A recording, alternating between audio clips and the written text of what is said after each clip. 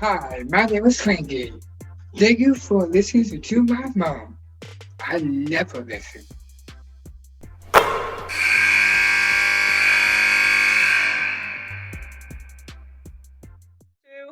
Well, this is just an incredible opportunity to have two of the all-time greats, not just in basketball, two of the all-time great people. Suzy Merchant, the head coach at Michigan State, and this other guy I think you may have heard about. His name is Tom Izzo. He's the head coach at Michigan State also. Both undefeated coaches right now, both teams playing really well. It's an exciting time of the year as we get ready for exam week and Christmas, and this has been unlike a year that we've ever experienced. So let's just get the COVID question out of the way first, and then we can move on to some more fun and more important things. Suzy, how have you had to manage your team differently inside the COVID protocols? And I mean, like on the court, like in terms of strategy, not how you have to handle the medical protocols. I mean, strategy in the game. Well, you'll appreciate this, Miss Offense over there.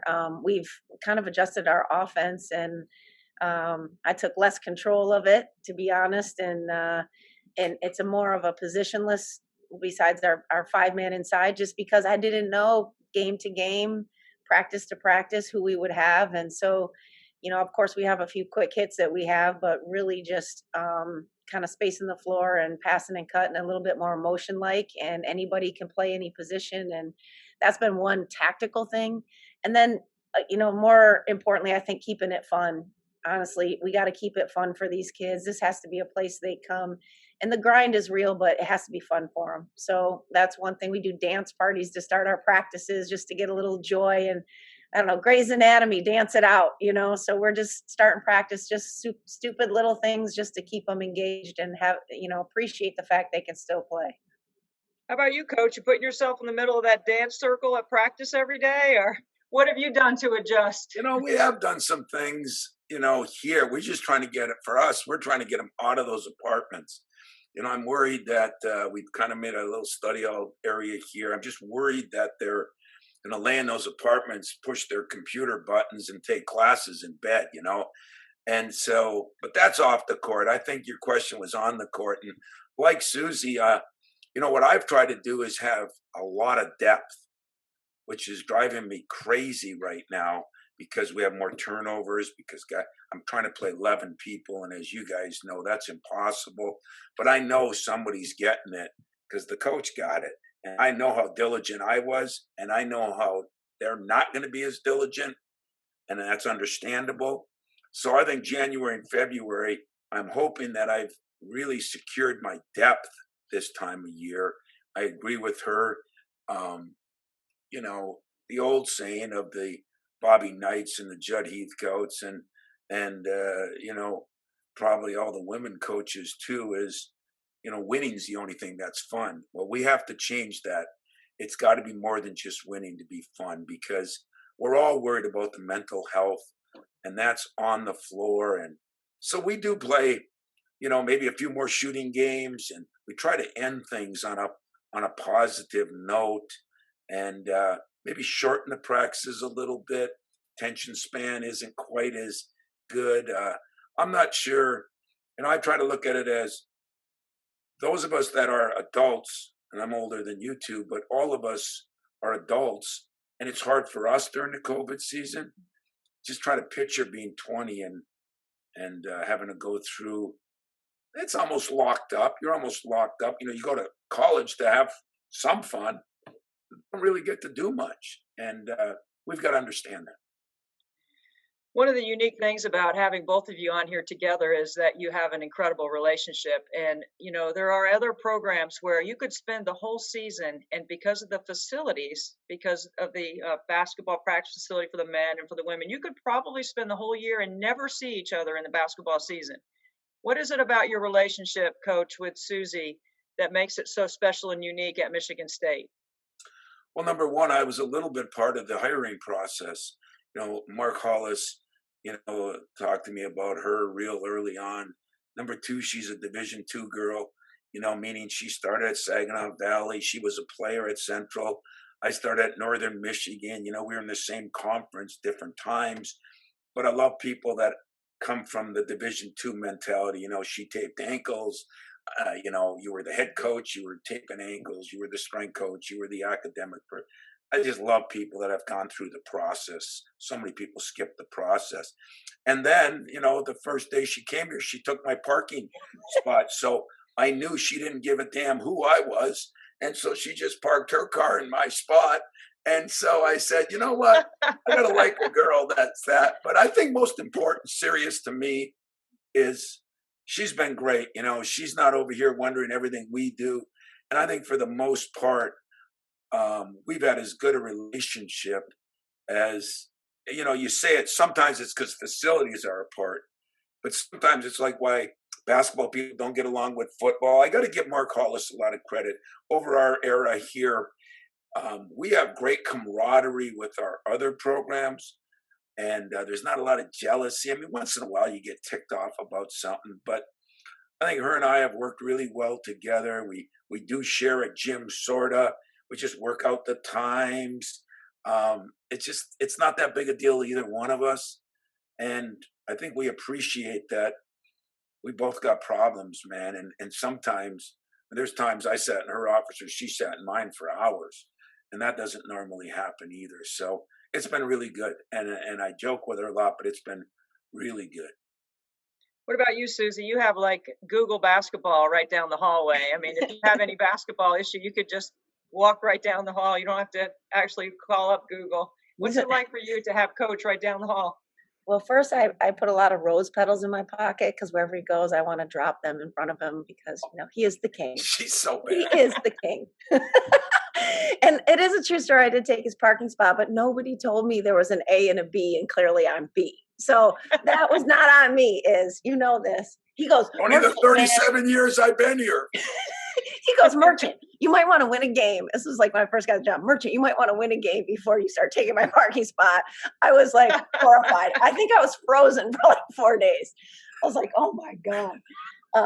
But no, what, Iz always talks about other people, but he's the guy that kind of runs this place. And, he mentioned being a Division II person, but that's in his roots. He came from the UP, which most people don't even know is part of our state. And Twilight Zone up there, most of the time. But, I just think he's as down to earth as they get. And, I hear stories on my side, and you do too, Deb, where, the men's coach doesn't even know who the women's coach is, let alone have a conversation. But I think the one thing that is unique, as he mentioned, of us kind of all coming up small college, I think college coaching, I don't care what sport you actually coach, it is the loneliest job in the world. It is the loneliest job. You can have 100,000 people at a football game, 20,000 people in an arena, and you feel like you're the only person in there. The weight of the world of you performing as a leader is on display, and everybody knows if you're doing the job. And there's not many people in the country that have a job like that.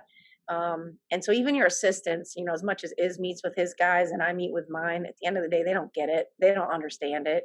And so I think him and I have really built that relationship. I cut through his office every day. Well, that was pre-COVID. And we just sit, and probably the first half hour, 45 minutes of a day, him and I just talk it out. Like, I don't know, I listen to what he's got. He listens to me. And I don't know, at the end of the day, it's kind of a good therapy session. And we haven't had it in about 9 months, but he's there when we need, I need to talk to him for sure. But he's awesome. He's an awesome guy. Whatever you think about him as a coach, he's 1,000 times the person.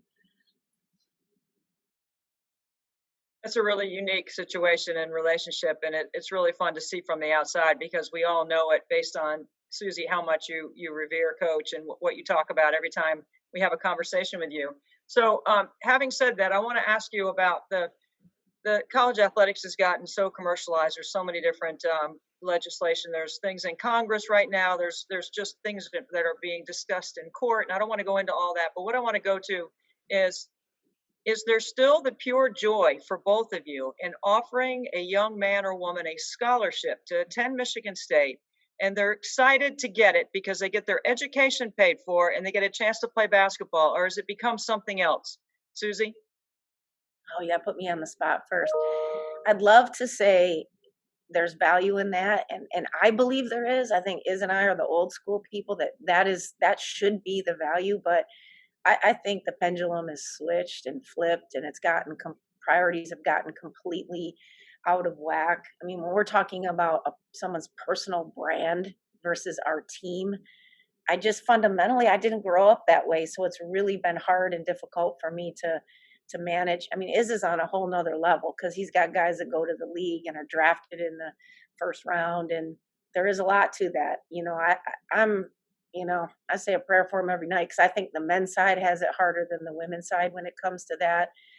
If I would just say, if I could share with you one thing that I think is a disconnect, I think the glory and the gratification of being recruited and being, ranked and all the publicity and hype that goes with that versus the actual grind that has to take place when you get here.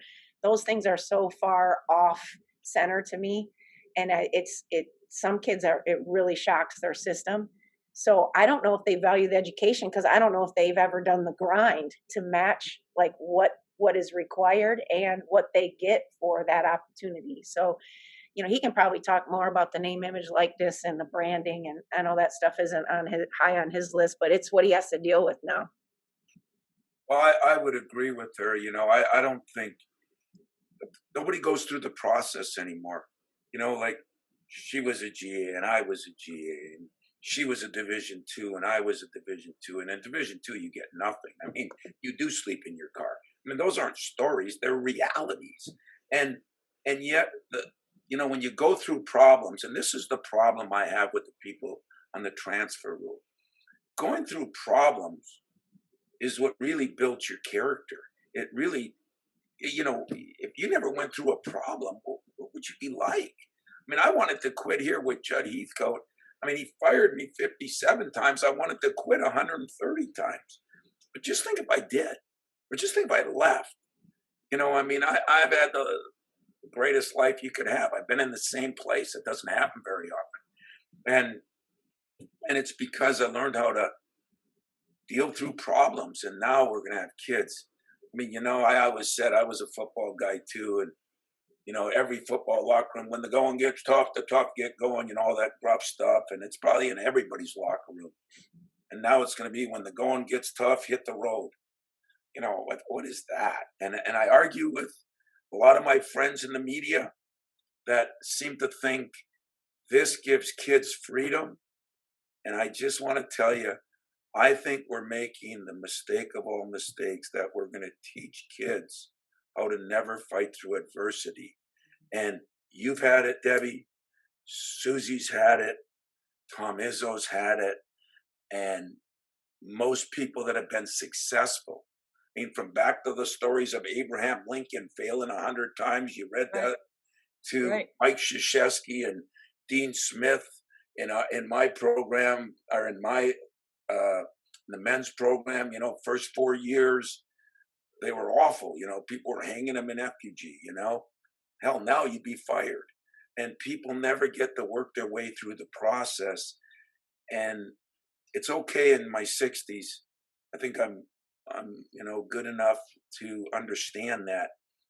Man, I feel sorry for kids in their 18s and 20s and how they're going to learn that and don't appreciate. I loved your question. Appreciate that basketball, if you're really, really great, is going to get you to 35.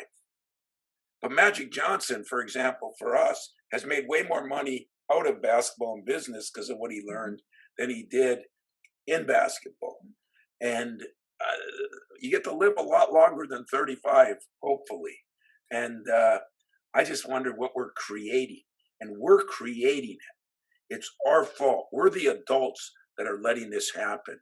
At 18, you just can't, your brain isn't ready to think like that. There's a reason you can't even be president of the United States, although that's not as good a job maybe as it was, but you can't even be president of the United States till you're 36. Why is that?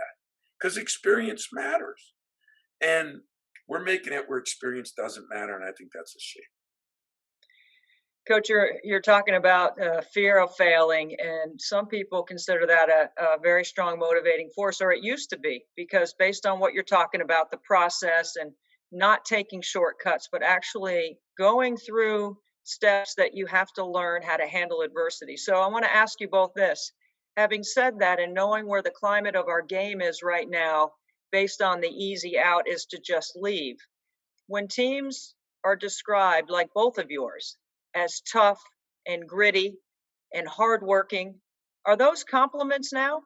Or are those things that you're going to look at as those are non-negotiables if you come here? So if you're not willing to put in the grind, as Suzy says, then you're not coming to the right place to get started.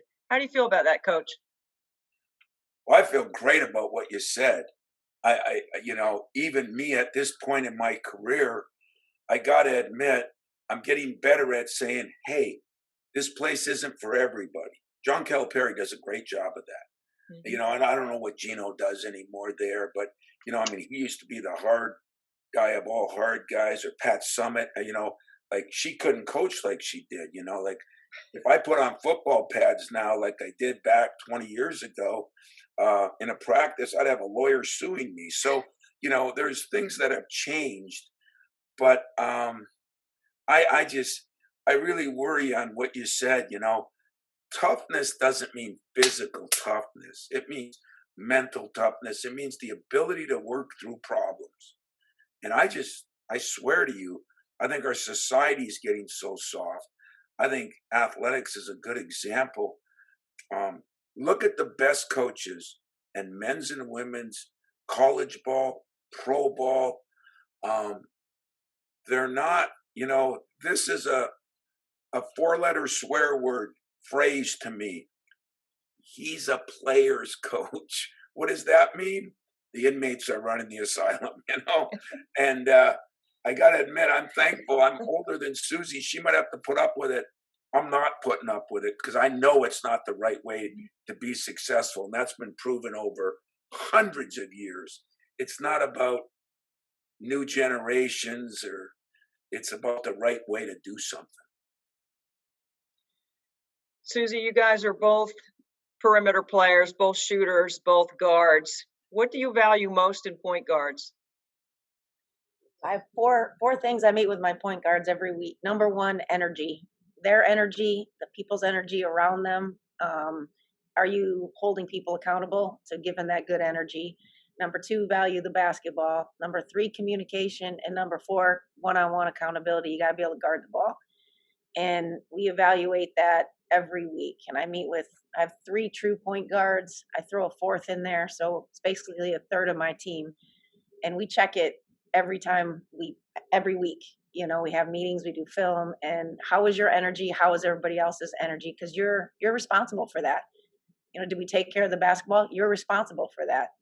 Did you guard somebody? You're responsible for that. And everybody else around you. And then lastly, did you communicate? You should be the loudest person on the floor.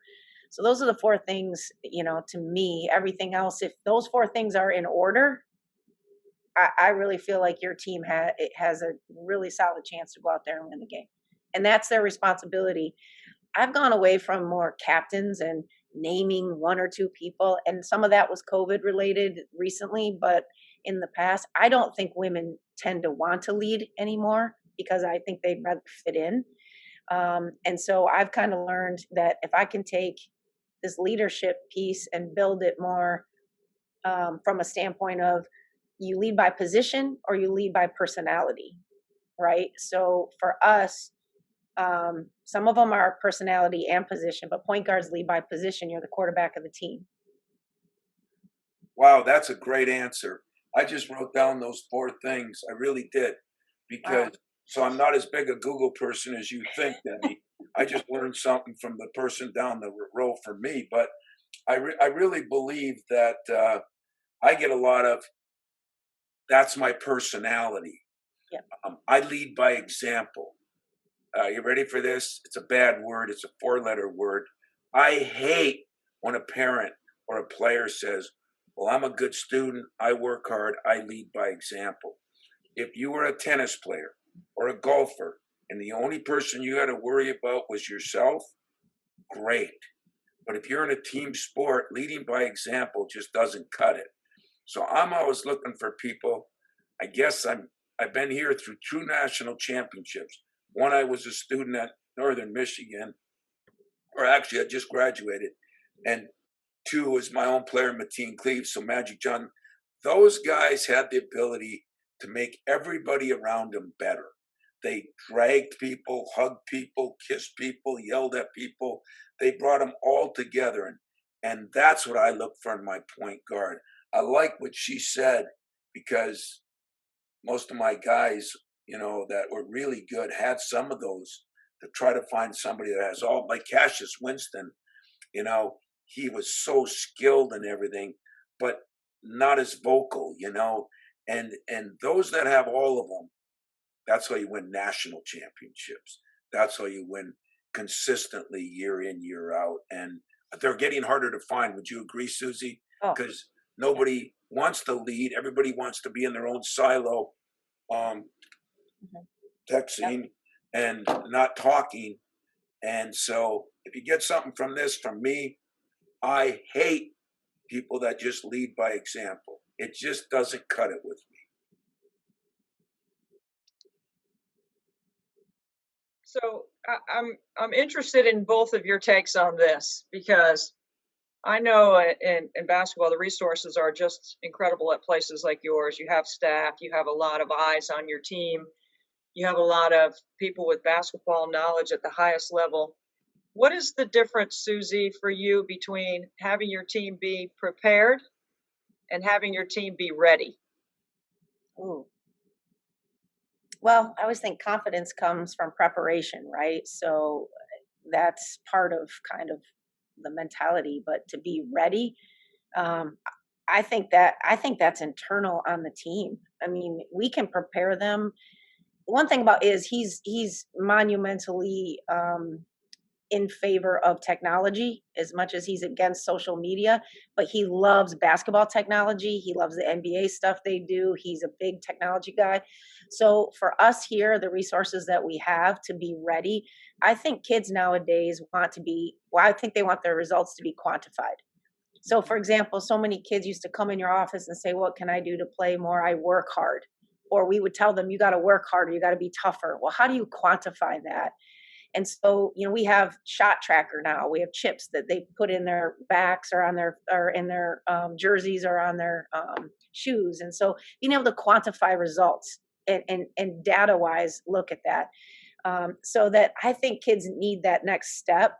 I think really to be ready for a game, you need great point guard leadership. You need a group of people, and that's Izzo always says player coach teams are better than coach teams.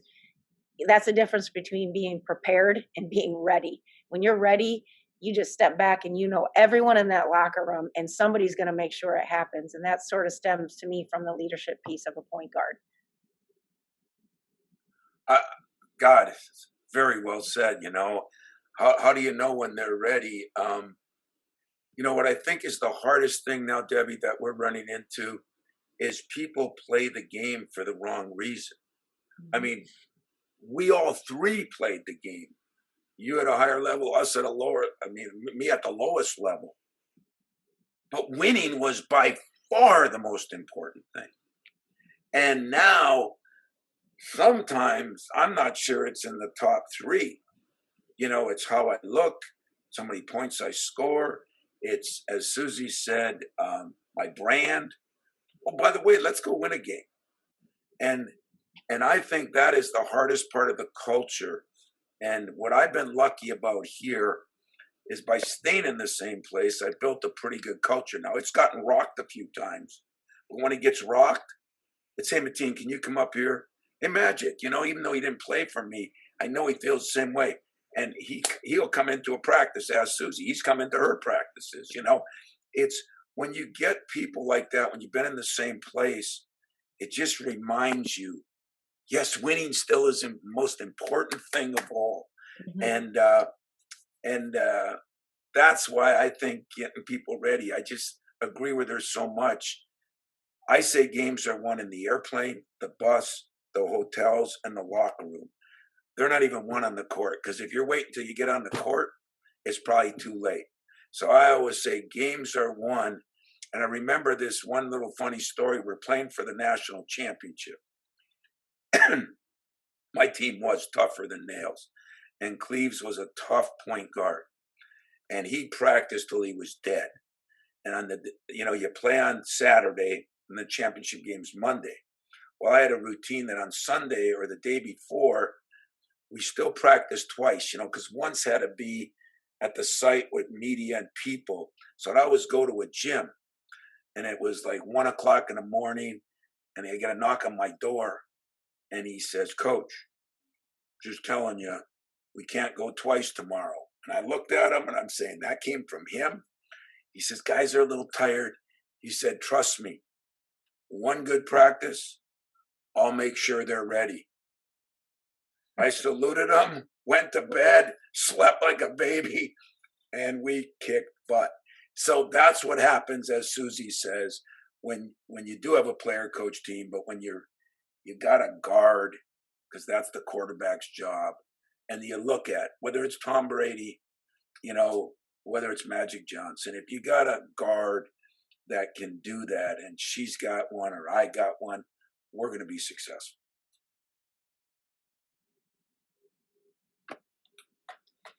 I have to admit, I get chills hearing that story, Coach.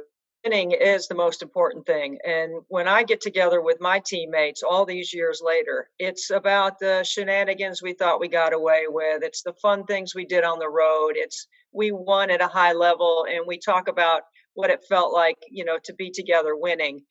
I got to experience the other night Tara Vanderveer becoming the all-time winningest coach in the history of women's basketball. She crossed Pat Summitt, the late great Pat. And, anytime we get to talk about Pat, it is always an emotional time. We miss her greatly in our game, and we miss her in sport. But Tara won number 1099. When you sit back and think about over the course of her years, that's winning 27 games on the average and losing 6 on the average every year. It's phenomenal to consider what she has done. When you think about, when you watched it and you followed it, Suzy, what comes to your mind first about what Tara was able to accomplish at Stanford? Simple greatness first. I mean, that's incredible. Especially the way you put that. 27 wins on average. Anything under that is a bad year.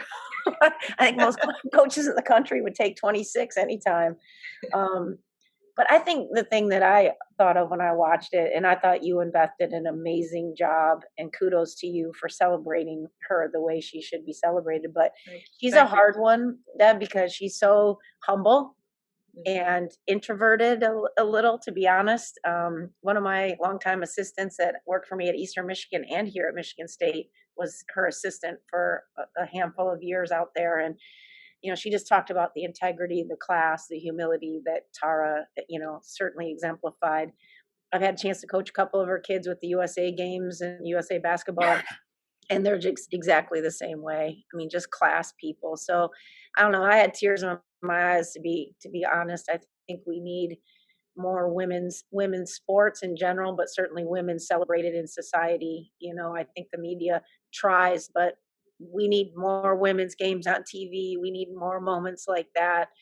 And it just can't be once in a while type conversations or options. And so I don't know. You and Beth just did it right and did it so classy in a COVID situation. And kudos to ESPN for putting that on. Yeah, thank you. What do you think? I too watched it, and you look at 1,098, and then hers goes to 1,099, and I'm thinking, if I had 1,099 practices, much less winning games, it just blows you away, but you know what I like about it, and I said this. We won the national championship in my 5th year. We went to a Final Four in my 4th, which was kind of crazy because now the standards are such.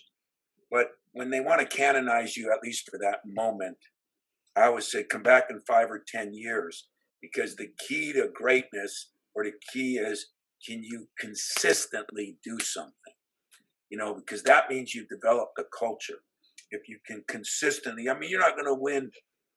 I'm not going to win 27 every year, but she's had a couple of years when she won 23 or 4, probably 2, and a couple 30. But consistency. I spoke at a clinic with her one time, and first time I met her, and it was awesome. And I think the first word you both said, there's humility. And I think that's what's wrong with our profession. You get somewhere and Judd Heathcote pounded in me, you'll never be bigger than the program. You'll never be bigger than the sport. You'll never be bigger in the university. So don't even try. Well, you know what? I have no interest in being bigger than any of those.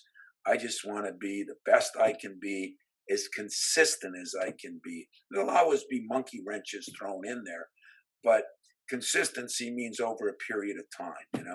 She has proven, as Pat Summitt did, and you know what's cool? They're kind of completely different personalities. I mean, I spoke with Right. Pat once too, and I thought, where's Newt Rockney? Are we running out of the football tunnel at Notre Dame? She was, I mean, I loved her too. I went to one of her practices when I was really young because a friend of mine was the men's coach there. And I'm going to tell you now, she got after it, as we all know. And, but look what she did. Look what she accomplished. Look, there is no easy way. Suzy said it. We got to try to have fun, but it's work to do something consistently year in, year out and compete for championships. And that's what I always say here. We're not going to win every year. In the last 2 weeks of the season, we should have a mathematical chance to win the Big Ten championship if I'm doing my job right. We're going to have those good years and bad, but are we in the hunt all the time? If you're in the hunt, it means you have consistency. Tara, hats off to you. You've done it. You've done it the right way. You've done it at a school that is difficult to, you don't get to just get anybody in there. Right. I mean, I absolutely love, adore, and respect what she's done. Well, you're right about Stanford, Coach. They don't have many exceptions there, and they don't have the athletic major that a lot of programs have. And so some of the stories that Tara tells about those that she recruited that weren't able to get in, and she'd walk into admissions, and before she even opened her mouth, they're like, nope, no, don't even try. Debbie, you know what, Debbie? Suzy and I had that problem at Saginaw Valley in Northern Michigan. We had the exact same problem, or I would have won a national championship at Northern. Okay, so here's what I want to do with you guys. I want to go a little lighter spin right here, okay? A lighter take. This right here. This is typically the Antonelli dinner wheel, okay? 3 boys, can't decide where we're going to eat, fight, they 2 gang up on one. No, when we spin the wheel and we pick a restaurant, everyone eats, everyone goes, nobody complains, and that's what we do, all right? So consider that being the ground rules for what we're going to do right now. So I'm going to spin this wheel, and because it's a podcast, people can't see what's on the wheel, but I have numbers on the wheel and I have questions related to the numbers. So just a couple more minutes, if you will, indulge me in this. So I'm going to spin. Suzy, you go first, all right? All right. Oh, landed on number 5, okay? Suzy, what's the best dish you've ever cooked with Coach Izzo? Or you've had at his house? Well, listen, both of us do a lot of catering. Let's just keep it real. Debbie, she's going to restaurants.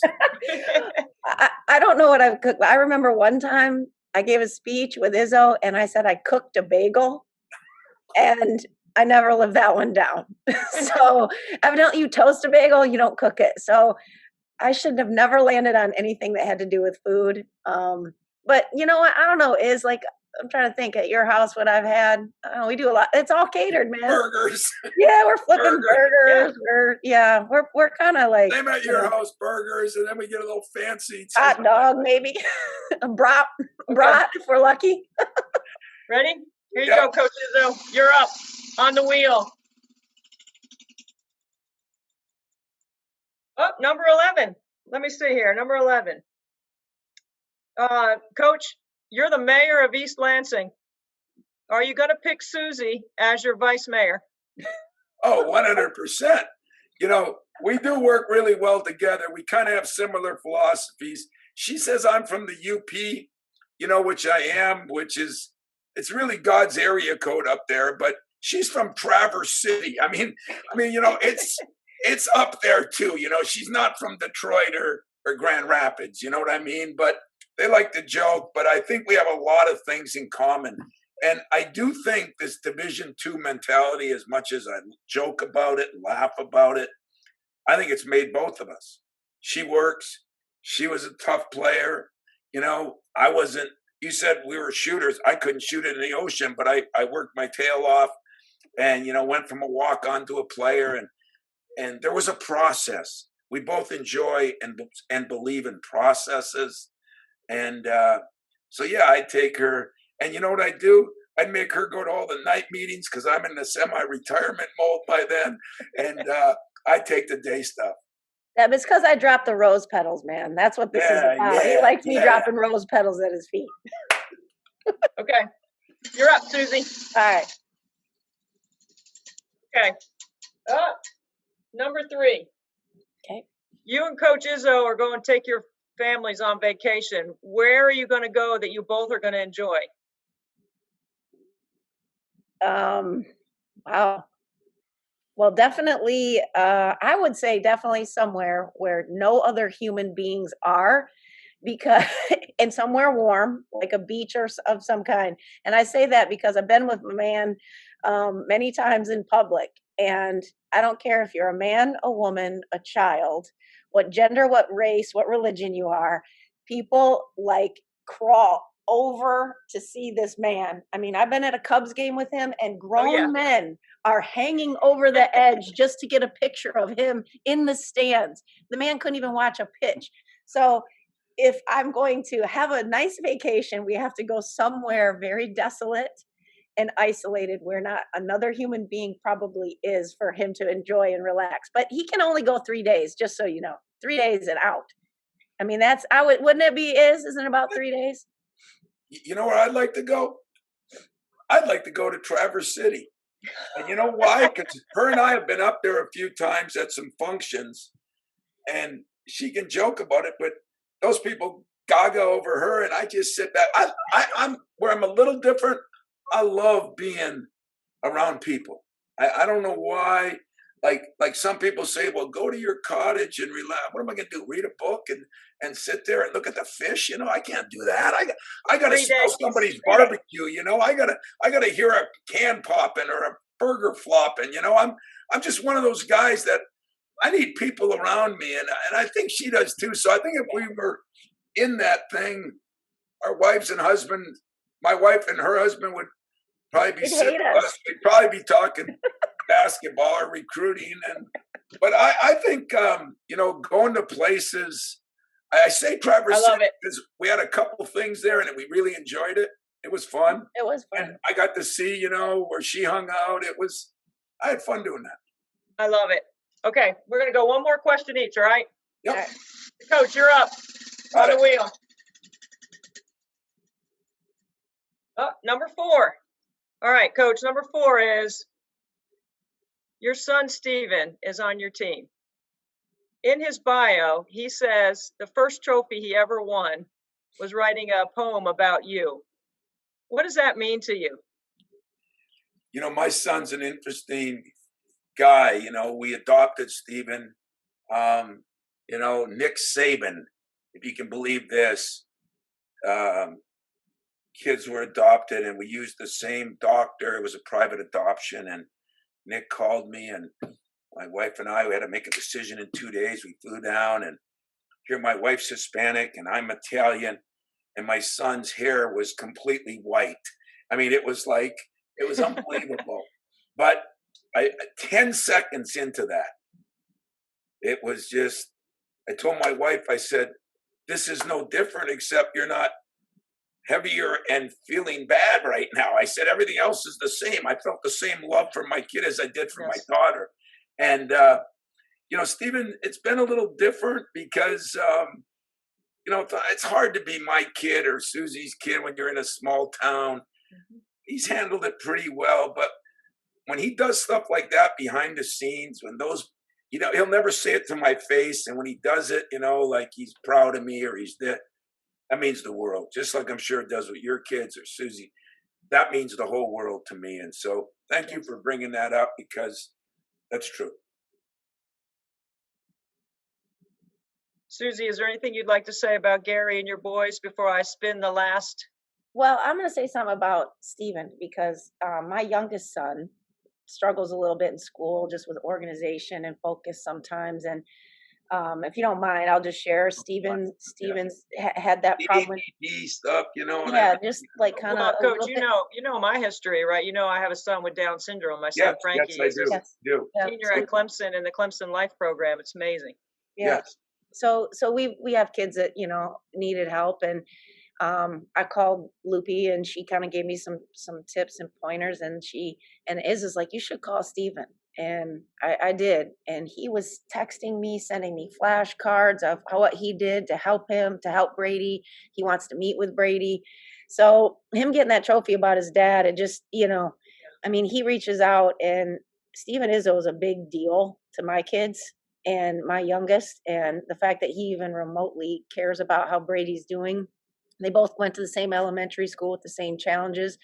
So he's just been an absolute blessing. And honestly, Steven's helped me understand Brady's mind more and how it works and how I can be a better helper, especially now in virtual COVID when he's struggling with math and some of the things that, it's Sure. been tough. But just to kind of piggyback, I'd rather talk more about Steven than my crew right now because he's a great young man. And it's awesome he's on Iz's team because it's just great to have your kid around. We miss a lot. I mean, We do. Izzo's missed a lot of his stuff, and so to have that opportunity is a big deal. And Debbie, if I could say this, since it's a Please. podcast and we don't care, at 5'7", 130 pounds, he's probably not dunking on anybody, and he's probably not gonna. But she's right. I took him as a walk-on because of what I missed out on the 18 years. And we go to an arena, we go to Duke, and we get a picture on the floor of every major place. And first year it was me saying, "Come on, we're in Madison Square Garden, let's get a picture." This year we go to Duke. He goes, "Dad, we're gonna get a picture," acting like he doesn't like it. But I know deep down it means something, and I know really it's gonna mean something in years. And so she's right. We miss out on a lot with our kids, as you did. And when you have special needs in any way, that's something special, man. And I commend all of us for, not only dealing with it, but helping our kids advance. And, Suzy, I just got the grades about 5 minutes ago. And that kid that struggled is carrying like a 3.75 or 3.8 this semester. And Great. I'll tell him I'm proud of him. He'll say, yeah, but that'll be a good thing for your son too, because mine struggled with the ADD and everything. And it's so cool when we can help each other. And that's why if you're a leader, you're helping other people. You're not just leading by example. Well said. I don't think there's any better way that we could sum up the time that we spent together than that final conversation. So, Suzy, I'm not even going to spin the last question because I can't think of anything that would be more powerful to end it than the way you and Coach Izzo have ended the podcast for us. And I can't thank either one of you enough for your time, for your insight, for all the wonderful things that you've allowed us to share with so many people that hopefully will tune in and listen and learn. And I'm grateful for your time. I'm grateful for everything that you do for all of us in the game. And I want to thank you so much for being here. Thanks for having us. We appreciate it very much. Yeah, I do too. And thanks for what you're spreading out there when you're doing your job now. And it's going to be a lot of more good times. We just got to make sure we don't ruin the sport that has been so good to all of us. And we'll work on that. You keep spreading the good word. And let's do this again sometime. This is a good, relaxing thing on finals week. On my first Big Ten game. I enjoyed sharing it with you two. Coach, you and Suzy have an open invitation whenever you want, and I am going to take you up on that. Okay. Thank you so much. Really appreciate it. All right. Thanks Thank so you. much, Deb. See you, Deb. See you, Suze. See you guys. Take You care. guys, thank you. Thank you.